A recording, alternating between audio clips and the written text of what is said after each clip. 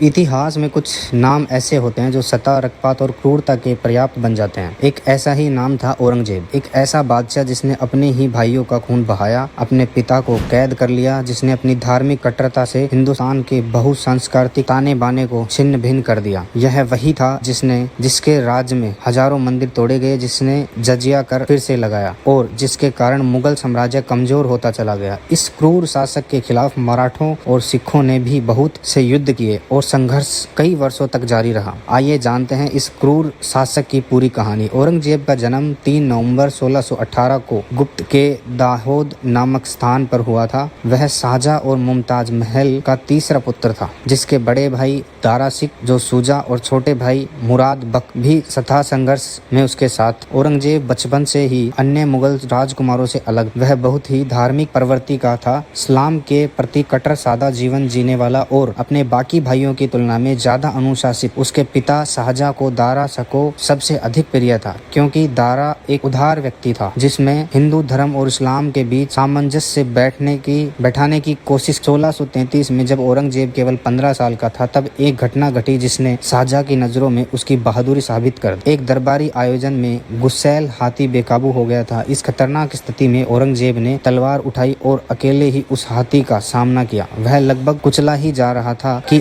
आखिरी पल में उसने हाथ पर वार कर उससे नियंत्रण कर लिया। इस घटना के बाद शाहजहां ने उसे बहादुरी की उपाधि दी, लेकिन उसकी बहादुरी के पीछे एक और चेहरा छिपा था, एक महत्वाकांक्षी राजकुमार जो किसी भी कीमत बादशाह बनना चाहता है। 1657 में जब शाहजहां बीमार पड़ा तो उसके चारों बेटों के बीच सत्ता का संघर्ष शुरू हो गया। दारा सिको जो शाहजहां का सबसे प्रिय पुत्र था, स्वभाव से बहुत ही विद्वान और सूफी विचारधारा का था। उसने उपनिषदों और भगवत गीता का फारसी में अनुवाद किया ताकि हिंदू और मुस्लिम समुदाय के बीच समझ बढ़ाई जा सके, लेकिन औरंगजेब को यह पसंद नहीं था। वह दारा को एक धर्म भ्रष्ट व्यक्ति मानता था। 1658 में मासूगढ़ की लड़ाई में औरंगजेब ने दारा को हरा दिया था। अपनी जान बचाने के लिए भागता रहा, लेकिन अंततः उसे पकड़ लिया गया। दारा को एक गधे पर बिठाकर दिल्ली की गलियों में घुमाया गया ताकि लोग उसकी बेइज्जती देख सकें। 30 अगस्त 1659 को औरंगजेब ने उस पर काफिर और धर्म भ्रष्ट होने का आरोप लगाकर उसका सिर कलमा करवा दिया। उसके कटे हुए सिर को एक थाल में रखकर शाहजहां के पास आगरा के किले में भेज दिया गया, जहां शाहजहां को देखकर यह गहरा सदमा लगा। शाहजहां को जब अपने सबसे प्रिय पुत्र दारा की हत्या की खबर मिली तो वह पूरी तरह टूट गया, लेकिन औरंगजेब यहीं नहीं रुका। उसने अपने पिता को भी सत्ता से हटाने का फैसला कर लिया। 8 साल तक शाहजहां को आगरा के किले में कैद रखा गया। उसे ताजमहल के सामने एक कमरे में रखा गया, जहां से वह सिर्फ अपने प्रिय बेगम मुमताज महल की समाधि देख सकता था। 22 जनवरी 1666 शाहजहां की मृत्यु हो गई और उसे ताजमहल में ही दफना दिया गया। अब पूरे हिंदुस्तान पर औरंगजेब का शासन था, लेकिन यह शासन एक बर्बर शासन के रूप में जाना गया।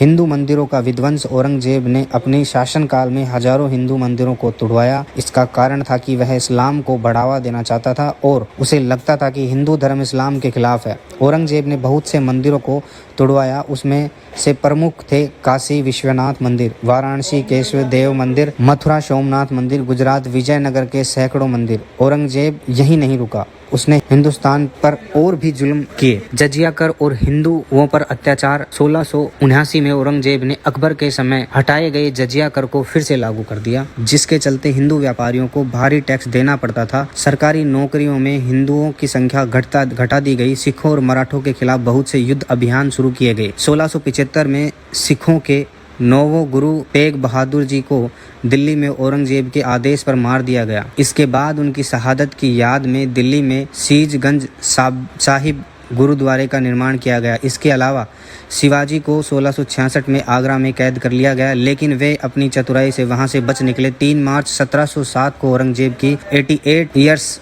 की उम्र में बुढ़ापे और बीमारियों के कारण मृत्यु हो गई। उसने अपनी वसीयत में लिखा, मैंने हिंदुस्तान पर 50 साल तक राज किया, लेकिन अब मैं अकेला हूँ और मौत मेरा इंतजार कर रही है। उसे महाराष्ट्र के छत्रपति संभाजी नगर जिले के खुलाबाद में दफनाया गया, एक साधारण कब्र में, बिना किसी शाही निशान के। उसकी मौत के बाद मुगल साम्राज्य कमजोर होता चला गया और औरंगजेब की नीतियों ने इसके पतन की नींव रखी। आज की वीडियो के लिए इतना ही। मिलते हैं नेक्स्ट वीडियो में। अगर वीडियो अच्छा लगा हो तो लाइक शेयर कमेंट जरूर कर देना।